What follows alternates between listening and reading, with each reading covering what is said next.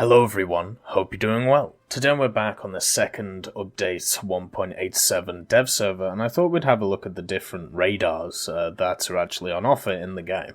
So I'm going to look at 4 vehicles which have radars. The first one is the P61. You can see it's sat right here in the front. And then the second one we're going to have a look at is the DO217N1, which also has the radar that you can see right here modeled in.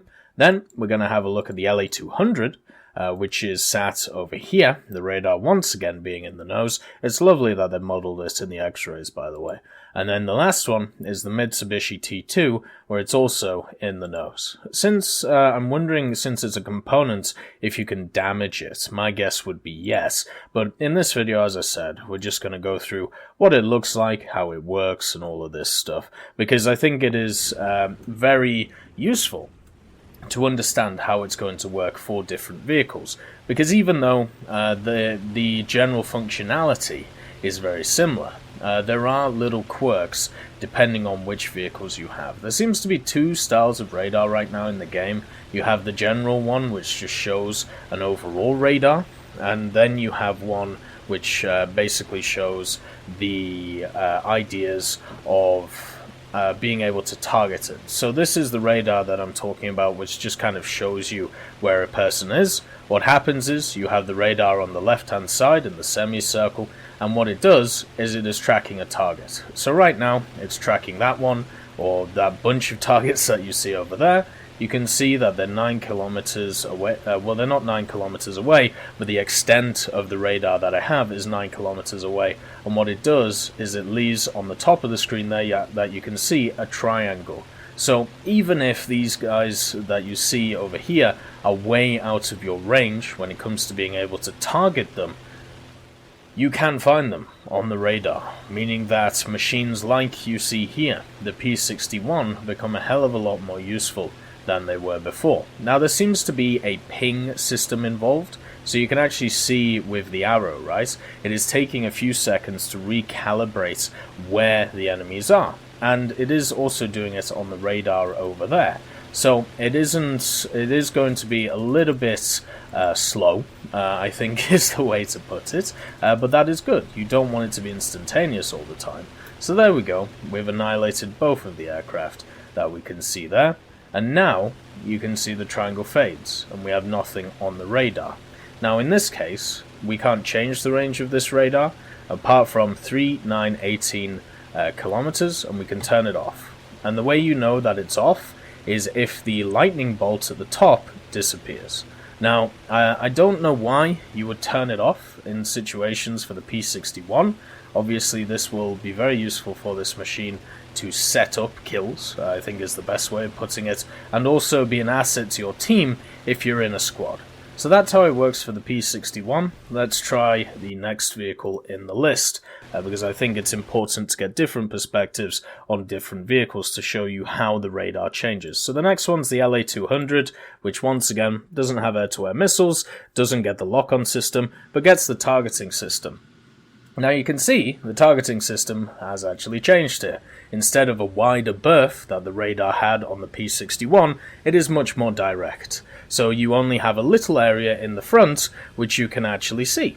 And you can see it's a lot slower, at least while you're seeing it. And on top of this, I cannot change the actual distance that this radar goes. So this one is stuck at 15 kilometers. One of the worries that I personally had when it came to this radar stuff is I was worried that we would have a situation where all of the radars would be the same, where you get World War II radars which have very similar mechanics to, post-war radars and then modern-day radars. And what I can safely say right now is even though they are technically the same, they work in different ways depending on the vehicle. So as you can see, we have spotted a target. It has once again shown the triangle at the top, and as long as we keep it in this area that you see before you, then what we can do is just follow it. Now there is a button that is designed to track a specific target and no others. I believe this only works for the radar,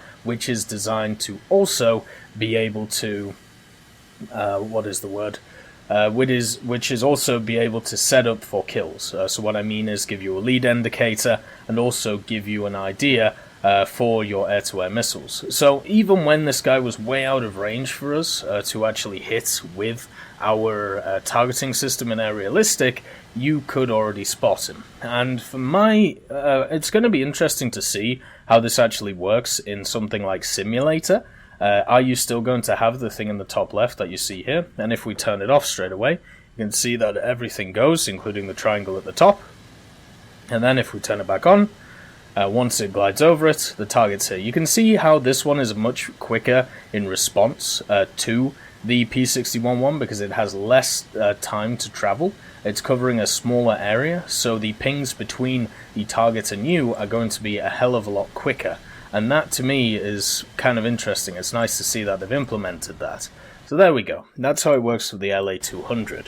Now let's go for another World War II vehicle to show you how that one works. So if we go to the Germans with the Do 217N1, this is the night fighter version of the Do 217. It does have radar in the nose to be able to guide it to targets. You can see once again that this one is the same style of idea as the LA200, sorry, but it only goes to 4 kilometers. So this one has a much shorter range than the P61 and also a shorter range than the LA200. And this seems to be the main way that this radar changes. And I think this is a good way in it to change. It means that lower tier stuff, even rank 1 stuff, could get radar. You know, the Sunderland was one of those machines which does technically have radar in the game, which it would be nice to see it. So if we step up this radar, you can see how it is different, how it is just covering a general area here,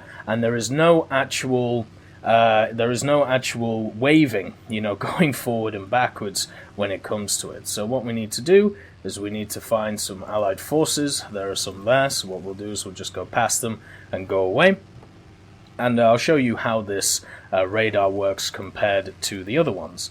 Because the other ones, we saw the ping, so it was kind of every few seconds for the, well, every second for the P61 it would change, every half a second or so for the LA200, the arrow would change. Let's see how it's affected in the DO217, which, at least at first glance, should have the worst radar from air than all of the others. So, here we go. As you can see, it literally tracks them instantaneously to where they are. And it does this pretty much at real time.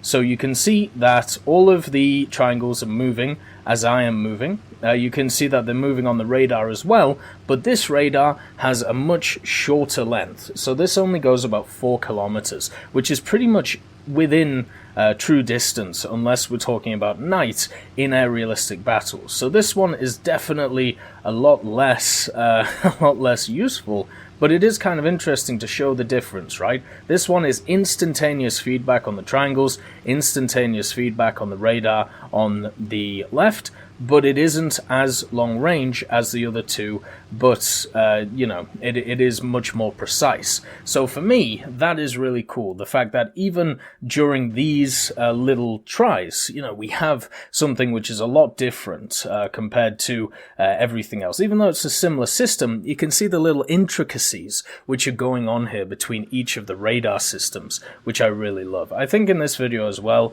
we'll also look at the ground stuff just to show you the difference between the two.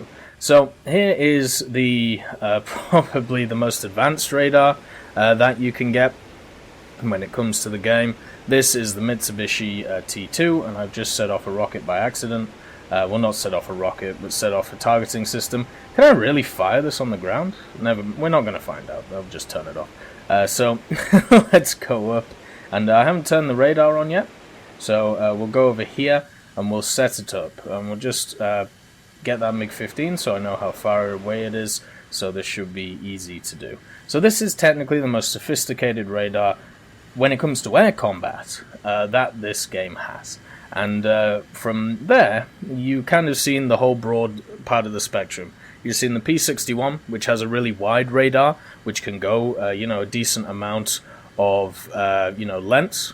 And then you have the Do 217 radar, which is very much very much a instantaneous gratification idea, but it's much shorter range. Then you've got the LA200, which only covers a small area but takes more range. How about all of the best of both worlds? So in the Mitsubishi T2, you have 2 stages of radar. The first one is the one that you see right here, which covers a massive swathe of area. So you can see that it's picked up the MiG-15 right over there on it. Now, if you want, you can actually concentrate the radar so it only covers the central part in front of you for the Mitsubishi T2. So you will get faster actual timings of where the enemy are compared to what you're used to. So here, you will get broad stretches of what's in front of you, but you won't get, the full picture all the time. You will get the full picture, but it'll take longer. Whereas if you switch it to this mode, you will see what is more directly in front of you, but you'll get it quicker. Then you can change the range if you want, so it will go all the way up to 370 kilometers, which I'm pretty sure is way too fast. Way too long for this game, and so at least for now you won't use it. It's probably better to use 20 or 45.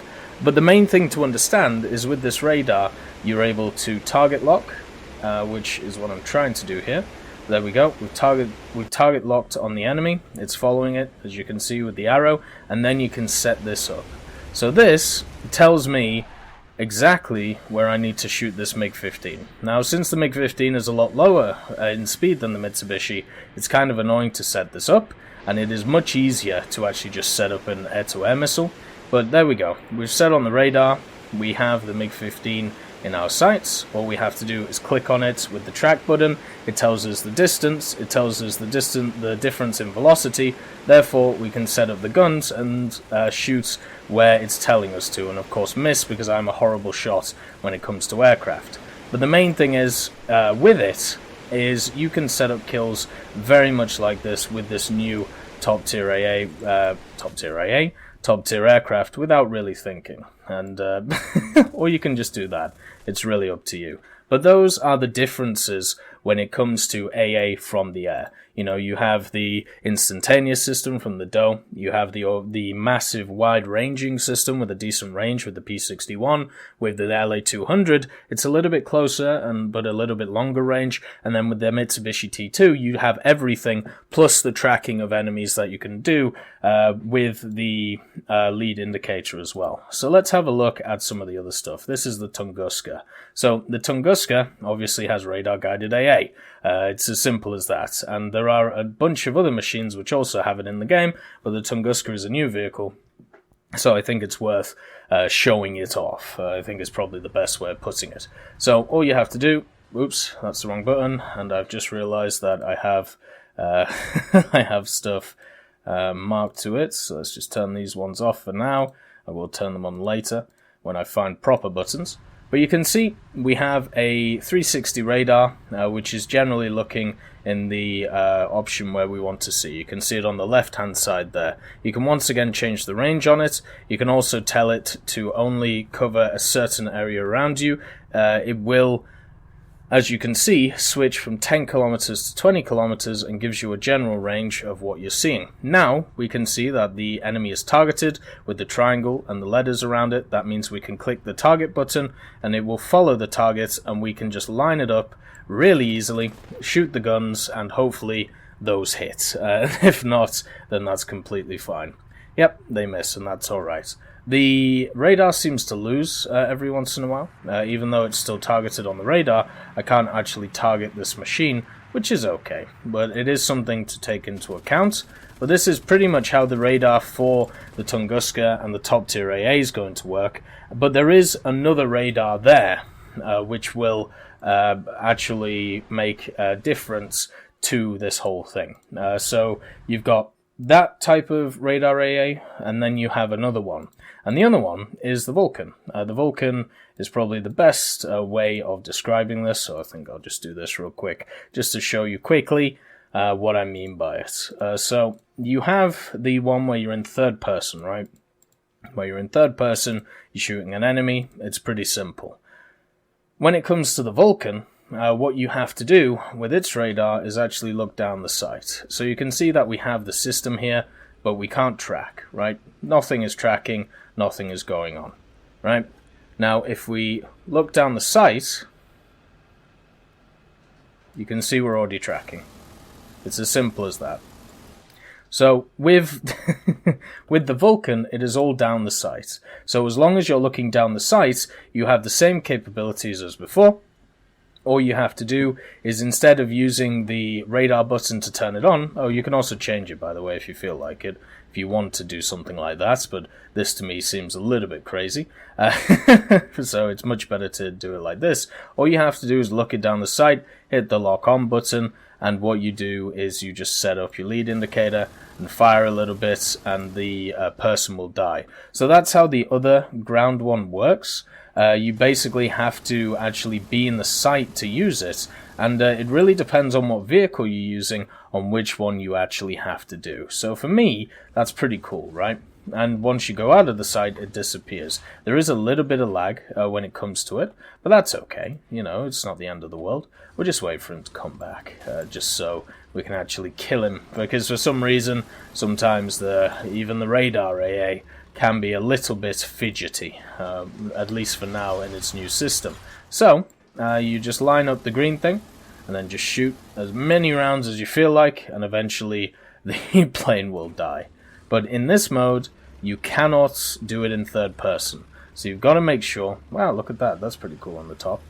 You've got to make sure that for you personally, you are using the right AA with the right vehicle, otherwise you may get a little bit confused about what is going on with everything. So yeah, those are the types of AA which are coming to the game, whether it is air, whether it is ground. I hope you have enjoyed this video, and I'm really happy that this new mechanic is coming. I can't wait to see it on the live server and how it's used, especially at the World War II level. I hope you all have a wonderful day, and I'll see you next time.